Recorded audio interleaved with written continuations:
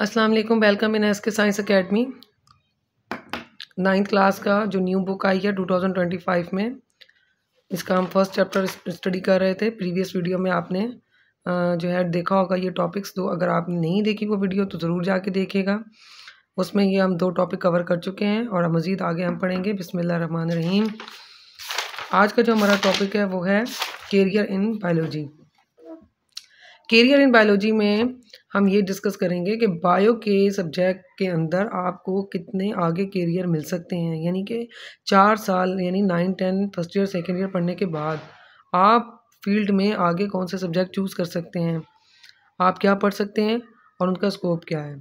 तो फर्स्ट हम पढ़ते हैं medicine and surgery. Medicine and surgery के नाम से शो हो रहा है कि ये MBBS के बारे में बात हो रही है, सर्जरी के बारे में बात हो रही है। ये 5 ईयर का होता है। इसके अंदर हम डिजीज़ को डायग्नोस करते हैं और डॉक्टर को जो काम होता है वो चीज़ सारी इसमें शामिल होती है। सेकेंड हमारे पास है डेंटिस्ट्री।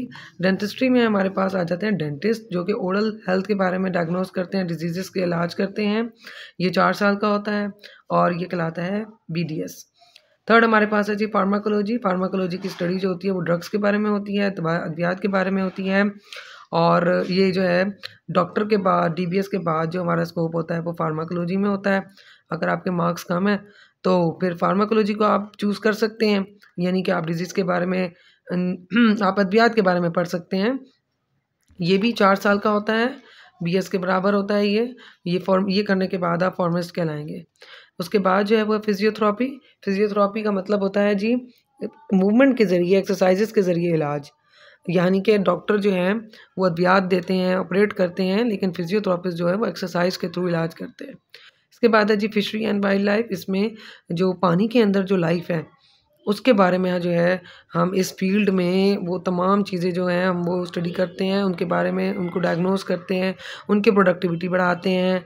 और इस फील्ड ये में जो है हम फिशरीज़ और वाइल्ड लाइफ को जो है बहुत ज़्यादा डिस्कस करते हैं। उसके बाद है जी एग्रीकल्चर में ज़राअत के बारे में आ जाता है। आप किस तरह से क्रॉप्स की, ज़राअत की, फसलों की जो है आप प्रोडक्शन करते हैं। अच्छी जो क्रॉप्स हैं वो किस तरह हासिल कर सकते हैं, कम बजट में रहकर अच्छी फसलें कैसे ले सकते हैं, कम टाइम में ज़्यादा फसलें कैसे उगा सकते हैं। ये डिस्कशन हमारी जो है एग्रीकल्चर में होती है, यानी ये हमारा जो कैरियर है एग्रीकल्चर का।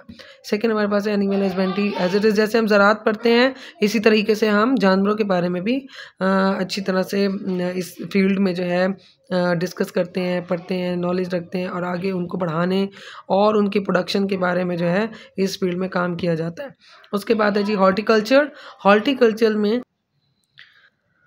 हाँ जी, इसके बाद है हमारे पास हॉर्टिकल्चर। एंड हॉर्टिकल्चर के अंदर हम फ्रूट्स, वेजिटेबल्स, फ्लावर्स के बारे में इनकी प्रोडक्शन के बारे में इस फील्ड में काम किया जाता है। इसके बाद फॉरेस्ट्री, जंगलात के बारे में काम किया जाता है। फार्मिंग, जो फार्म्स बनाए हुए होते हैं हम लोगों ने, पहले क्या होता था लोग घरों में बाड़े बना लेते थे, फार्म्स बना लेते थे, लेकिन अब प्रॉपर एक तालीम दी जाती है, एक डिग्री मिलती है और उसकी प्रोडक्शन के लिए बहुत ज़्यादा जो है काम किया जा रहा है। और इस फील्ड इन तमाम फील्ड्स के जो है ना बहुत ज़्यादा स्कोप है। इसके बाद जो है हमारे पास आ जाती है बायोटेक्नोलॉजी, जिसमें हम डिफरेंट टेक्निक्स यूज़ करके बायो की फील्ड में डिफरेंट टेक्निक्स को इस्तेमाल करते हैं।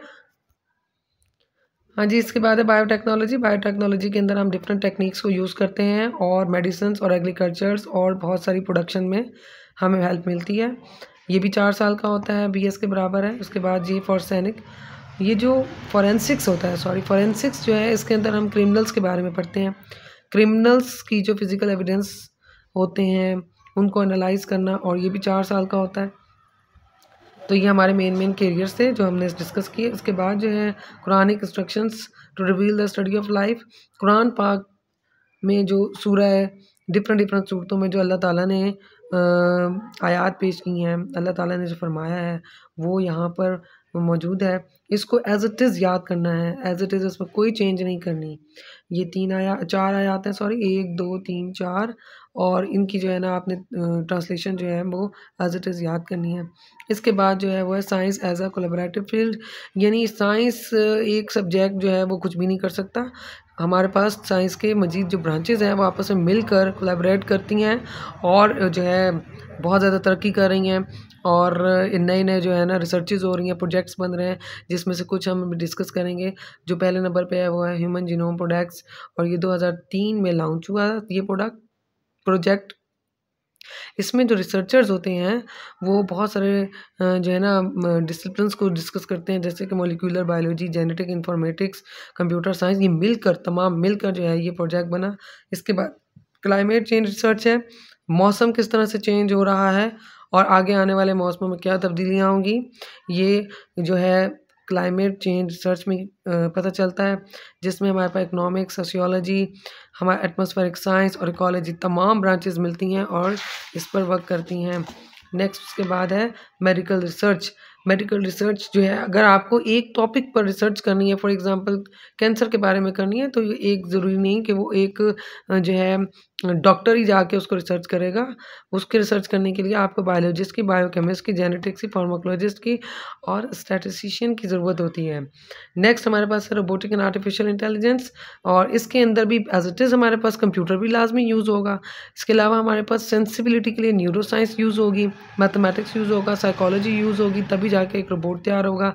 नेक्स्ट हमारे पास है जी स्पेस एक्सप्लोरेशन। स्पेस एक्सप्लोरेशन का मतलब स्पेस एंड स्पेस रिलेटेड है वर्ड नासा, जो कि बहुत ही ज़्यादा कॉमन है। Organisation like a NASA and international space station involve a scientist from a various field. अब इसमें भी सिर्फ एक ये नहीं कि एक एस्ट्रोफिजिक्स वो होते हैं जो कि फल्कियात पर काम करते हैं, सितारों पर काम करते हैं, लेकिन ये वर्क उसी वक्त होता है जब उनके साथ साइंस, इंजीनियरिंग, बायोलॉजी, मेडिसिन तमाम चीज़ें इन्वॉल्व हो। तो ये हमारा टॉपिक यहाँ पे कवर हुआ कि इसमें पहले हमने कैरियर पढ़े, उसके बाद हमने कोलैबोरेशन ऑफ साइंस पढ़ी, और अब हम पढ़ रहे हैं तीसरा टॉपिक, वो हमारे पास है साइंटिफिक मेथड। कोई भी प्रॉब्लम हो उसको सॉल्व करने का एक तरीका होता है और उस तरीके के कुछ स्टेप्स होते हैं। जिस तरह से हम खाना बनाते हैं तो खाने बनाने के स्टेप्स होते हैं, वो आगे पीछे नहीं करते हम, नहीं तो हमें जायका जो है वो चेंज हो जाता है।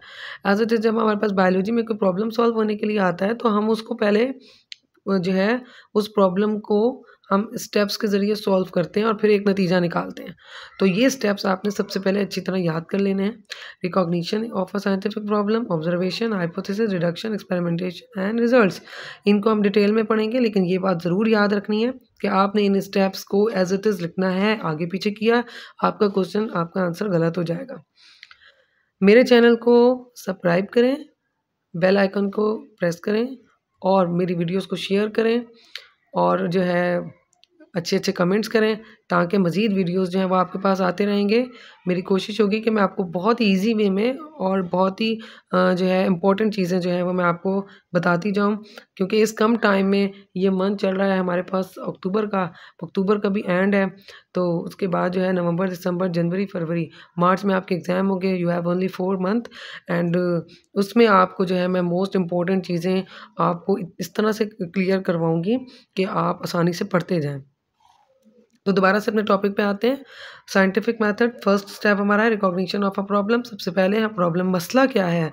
आपके पास कोई अगर आता है मरीज़ एक बीमारी लेकर, तो सबसे पहले तो आप ये जांचेंगे कि इसका प्रॉब्लम क्या है।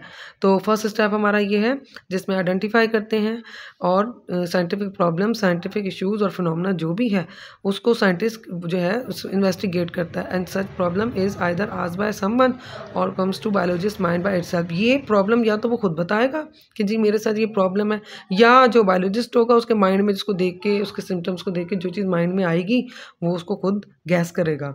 तो रिकॉग्निशन ऑफ अ प्रॉब्लम ये चीज़ है। अब ये इसमें एक एग्जांपल दी जा रही है मिसाल के तौर पर कि एक प्लांट जो है वो ग्रो कर रहा है, वो टॉलर है, आम मतलब जो उनका साइज़ है उससे वो ज़्यादा टॉलर है। He develop a scientific problem, what factor are responsible for increase a growth for these plants. क्या प्रॉब्लम है इनका कि ये इतनी ज़्यादा ग्रो कर रहे हैं। And this problem become the starting a point for a scientific inquiry. तो उस पर फिर इंक्वायरी शुरू होती है। तो सबसे पहले तो क्या हुआ कि प्रॉब्लम का पता चला। अब सेकंड चीज़ आती है ऑब्जर्वेशन। ऑब्जर्वेशन को उर्दू में हम कहते हैं मुशाहिदा, यानी आपने जो देखा, आपने अपने सेंसेस के ज़रिए जो नोट किया वो आपको ऑब्जर्वेशन कहलाता है।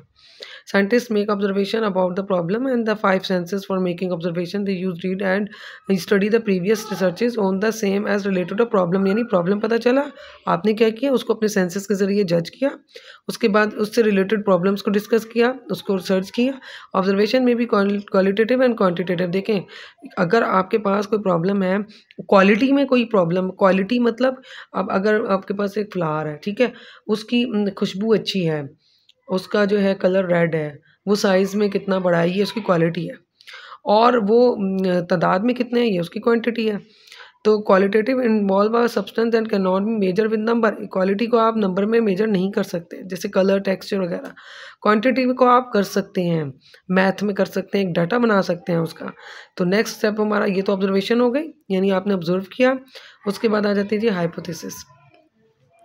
On the basis of observation, scientists develop a statement that may improve the answer of the scientific problem under a study. Such tentative answer of scientific problem is called hypothesis. यानी आपने observation की base पर एक statement तैयार की, वो आपकी कहलाती है हाइपोथेसिस। वो स्टेटमेंट क्या होगी, उसके लिए क्या कैरेक्टरिस्टिक्स होने ज़रूरी है, ये आपने ज़रूर याद करना है, इसको बिल्कुल मिस नहीं करना। ये इंपॉर्टेंट थ्री टॉपिक है आपका। It is propose statement and to answer the problem. ये ऐसा स्टेटमेंट होगा कि जिसका प्रॉब्लम का आंसर आप दे सकें। It always match with available observation, आपके ऑब्जर्वेशन से मिलता जुलता होगा। It can be tested through experiment, इसको आप तजुर्बे के ज़रिए टेस्ट भी कर सकते हो। And there is always a way to disprove the hypothesis. और इसके बाद ये हमेशा एक ऐसा तरीका होना चाहिए जिसमें आप अपने हाइपोथेसिस को डिसप्रूव कर सकें। उसके बाद ये है वो हमारे पास डिडक्शन। डिडक्ट का मतलब होता है कोई चीज़ निकालना, डिडक्ट करना, ढूंढना, डिडक्ट करना, निकालना। तो अब उसको हम डिस्कस करते हैं। Science develop logical result from their hypothesis. Scientist जो होते हैं वो अपने हाइपोथेसिस से लॉजिकल रिजल्ट्स निकालते हैं, यानी हाइपोथेसिस तैयार की, अब उधर से वो लॉजिक्स के ज़रिए रिजल्ट्स निकाल रहे हैं। And such logical results of hypothesis are called deduction.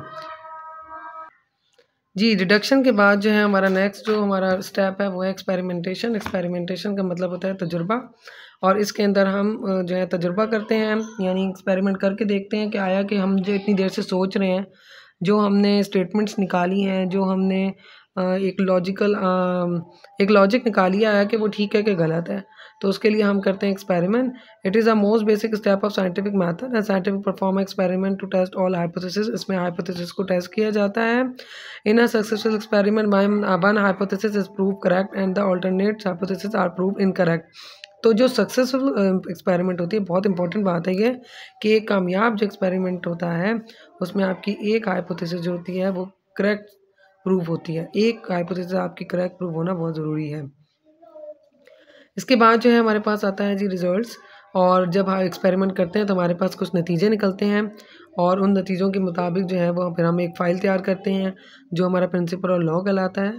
तो scientific gather a data from their experiment. Scientist ने क्या किया, अपने यहाँ एक्सपेरिमेंट किया और यहाँ से डाटा कलेक्ट किया। And they use statistical analysis and graphs. ये ग्राफ्स भी यूज़ कर सकता है, ये आपके स्टैटिक्स की जो है वैल्यूज़ को भी, डाटास को भी यूज़ कर सकता है टू समराइज द रिजल्ट, और फिर रिजल्ट को समराइज कर सकता है। Scientist also include a list of all references in summary of knowledge the source of information. जितनी भी उसको सोर्स ऑफ इंफॉर्मेशन मिली है उसकी एक समरी भी तैयार कर सकता है। And scientist publish there finding in specific journal and books. ये जो हमें एक रिजल्ट शो होगा ना, ये एक साइंटिफिक जर्नल्स या बुक्स की फॉर्म में होगा। And they also share the finding with other scientist. और ये उन चीज़ों को, उन तजुर्बात के जो नताइज निकले हैं उनको ये साइंटिस्ट के साथ शेयर भी कर सकता है। और जब साइंटिस्ट जो है वो उनको उस पर मज़ीद तजुर्बे करेंगे और अगर वो बात ठीक निकल आती है तो ये लॉ भी बन जाता है। जी, नेक्स्ट टॉपिक हमारा जो है वो है theory and law. When experiment prove a hypothesis correct. अगर तजुर्बे से पता चला कि हाइपोथेसिस आपकी ठीक है, scientist use such hypothesis to make further hypothesis. जो साइंसदान होगा वो इन्हीं हाइपोथेसिस से मजीद हाइपोथेसिस बनाएगा।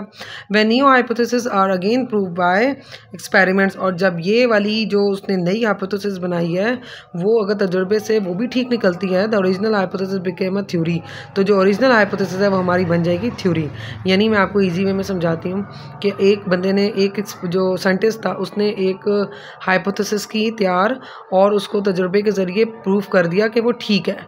उस हाइपोथेसिस को यूज़ करते हुए वो और हाइपोथेसिस बनाए और वो भी ठीक निकलें, तो पहले वाली हाइपोथेसिस आपकी थ्योरी कहलाएगी। A theory is supported by extensive evidence and it is repeatedly validated by multiple researches. यानी बार बार अगर आप उसको चेक करते रहें, तजुर्बे करते रहें, तो वो जो उनका हाइपोथेसिस है वो बिल्कुल ठीक निकलनी चाहिए।